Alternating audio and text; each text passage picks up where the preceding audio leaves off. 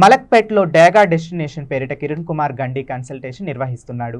నిర్వాహకుడు ఏజెంట్ల మాటలు నమ్మి డబ్బు పెట్టినట్లు బాధితులు వాపోయారు. విదేశాలకు పంపిస్తామని మాటలు నమ్మి ఒక్కొక్కరి వద్ద సుమారు 1,00,000 నుంచి 9 లక్షల వరకు కట్టినట్లు తెలిపారు.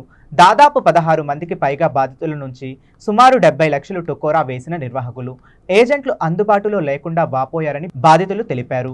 విదేశాలకు పంపకుండా సతాయిస్తుండటంతో మోసపోయామని గ్రహించిన బాధితులు తాళం వేసి ఉన్న కన్సల్టెన్సీ ఎదుట ఆందోళన చేపట్టారు. మలక్పేట పోలీస్ స్టేషన్లో ఫిర్యాదు చేశారు. ఈ విషయంలో పోలీసులు ఉన్నతాధికారులు కలగజేసుకుని బాధితులకు న్యాయం చేస్తాం అని తెలిపారు. నిందితులపై కఠిన శిక్షలు తీసుకోవాలని కోరారు.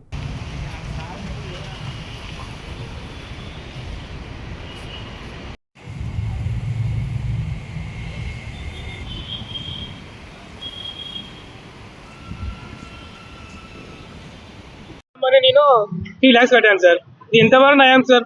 ఇది ఎట్లైనా డబ్బులు మాకు 3 years చేయండి, కొద్దిగా న్యాయం చేయండి మాకు.